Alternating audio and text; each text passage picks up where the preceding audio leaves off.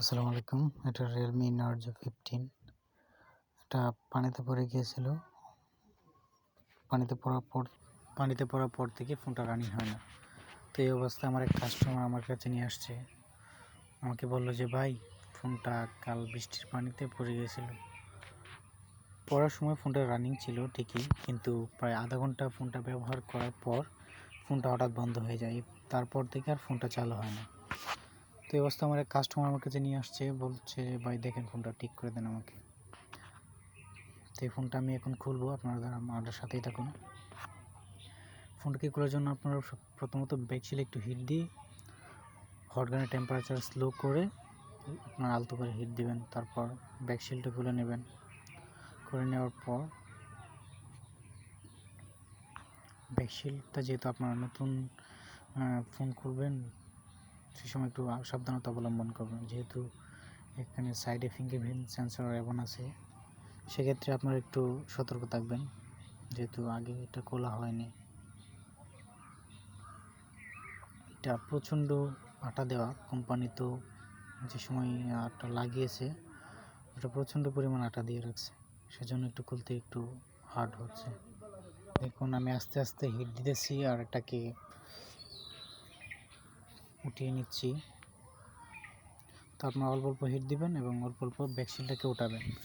সেক্ষেত্রে দেখবেন আপনার ব্যাকশিলটাও সেফ থাকবে, দেন ফিঙ্গারপ্রিন্টটাও সেফ থাকবে। যেখানে ফিঙ্গারপ্রিন্ট সেন্সরটা তাই একটু আমি অল্প অল্প করে তুলে নিচ্ছি। দেখুন আমার ব্যাকশিলটা খোলা হয়ে গেছে। এই মুহূর্তে আমার নাটগুলো স্ক্রুড্রাইভার দিয়ে খুলে তারপর আমরা মাদারবোর্ডটাকে বডি থেকে আলাদা করে নেব।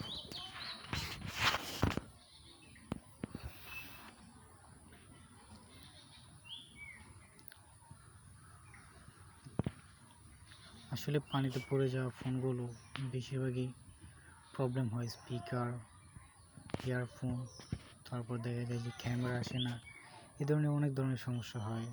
সেক্ষেত্রে আমরা পানিতে পড়ার সাথে সাথে ফোনটাকে সার্ভিসিং করার ফলে উত্তম, সেক্ষেত্রে ফোনটাও সেফ থাকে। এই মুহূর্তে আমরা নাটগুলো খুলে নিয়েছি এবং আমরা এখন ব্যাকপার্টটা খুলে নেব। ব্যাকপার্টটা খোলার সময় একটু সতর্ক থাকবেন, যেহেতু এটা প্লাস্টিক, একদম নর্মাল একটি প্লাস্টিক ব্যাগ। সেক্ষেত্রে আপনি একটু আস্তে আস্তে দৌড়াবেন, তাহলে দেখবেন ভেঙে যাবে এটা। তারপর আবার দেখা যাবে আপনার 1500 টাকা বছরে দিতে হচ্ছে কাস্টমারকে। যাই হোক, আপনার সেকেন্ড পিসিবিটা খুলে নেব এখন।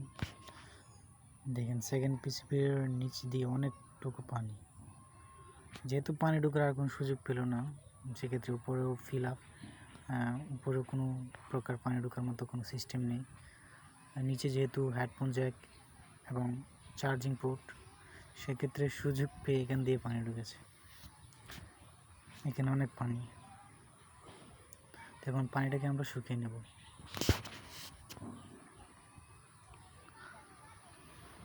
আসলে এই ধরনের ফোনের এখন বেশি পানি ঢোকে না, যেহেতু কোম্পানিটা স্টেনশিলগুলো এত সুন্দর করে লাগাই মাদারবোর্ডে, যে কারণে পানি ঢোকার সুযোগ নেই। তারপর দেখা যায় যে আপনার নেটওয়ার্ক সেকশনগুলো, পাওয়ার আইসি সেকশনগুলো, এদিকে দেখা যায় একটু কোম্পানিরা আপনার একটু হিসেব কমে দিয়ে থাকে, প্রোটেকশন কমে দিয়ে থাকে। সেক্ষেত্রে দেখা যায় যে এই সেকশনগুলোতে পানি ঢুকে। যাই হোক, আপনার এটা হিট দিয়েছি, এখন পানিগুলো শুকিয়ে নিয়েছি। এখন শুকিয়ে এবার আপনার পুনরায় ফিটিং করব, দেখব কিন্তু ফোনটা রানিং হয় কি না। তো এই মুহূর্তে আমরা ফোনটা ফিটিং করব। ফিটিং করে আপনার দেখবো আবার যে ফোনটা রানিং হয় কি না। আলহামদুলিল্লাহ দেখেন আমাদের ফোনটা চালু হয়ে গেছে। আসলে এটা আপনার সেকেন্ড পিসিবিতে পানি ঢুকে প্রচণ্ড কার্বন জমেছিল।